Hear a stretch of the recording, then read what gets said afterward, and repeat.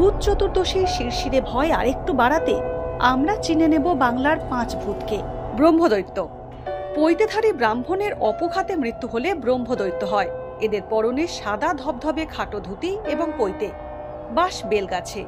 তবে এই ভূত মানুষের খুব একটা ক্ষতি করে বলে শোনা যায় না। অল্প বিস্তর ভয় দেখালেও অনেক সময় মানুষের উপকারও করে থাকে। ভূত সমাজে এদের আলাদাই খাতির। ছোটবেলার ঠাকুমার ঝুলিতে যে ভূতের কথা সবচেয়ে বেশি শোনা যায় সে ব্রহ্মদৈত্য।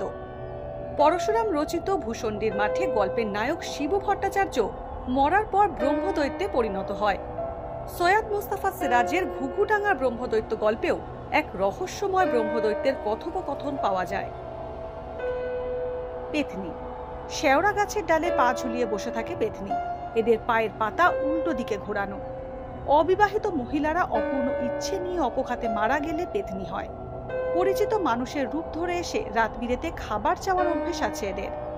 বাংলা সাহিত্যে পেতনিরা বিভিন্ন সময় উঠে এসেছে। হেমেন্দ্র কুমার রায়ের মিসেস কুমুদিনী চৌধুরী হোক বা বিভূতিভূষণের কাশী কবিরাজের গল্প, পেতনির আতঙ্ক বাঙালি পাঠককে তাড়া করেছে বারবার।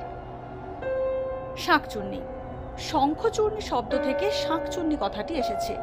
বিবাহিত মহিলারা অপূর্ণ ইচ্ছে নিয়ে অপঘাতে মারা গেলে শাঁকচুন্নি হয়।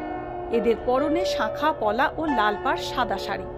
এরা বিবাহিত জীবন উপভোগ করতে চায়, তাই বিবাহিত মহিলাদের উপরেই ভর করে। বিবাহিত মহিলারা সূর্যাস্তের পর এলো চুলে ফাঁকা জায়গায় ঘুরলে এদের হাত থেকে নিস্তার নেই। ঠাকুরমার ঝুলিতে শাঁকচুন্নিদের উৎপাতের যেন সীমা পরিসীমা নেই। পরশুরামের ভূষণ্ডির মাঠেতেও শাঁকচুন্নির কথা পাওয়া যায়। মেছো ভূত। এরা যেন আদতেই বাঙালি ভূত।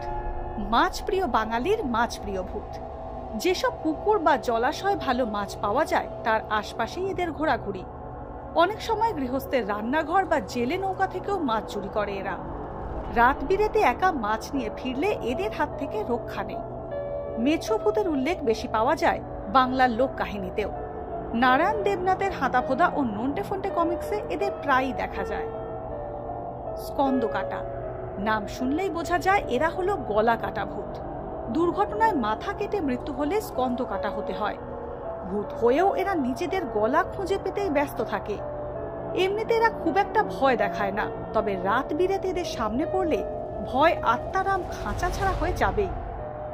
বাংলা সাহিত্যে যেমন স্কন্দকাটার উল্লেখ আছে, তেমন গত বছর মুক্তি পাওয়া বলিউডের হরর কমেডি স্ত্রী 2তেও আসে এক সারকাটা বা স্কন্দকাটা। বাঙালির মাছ বা রসগোল্লার মতোই নানা স্বাদের বাংলার ভূতেরাও।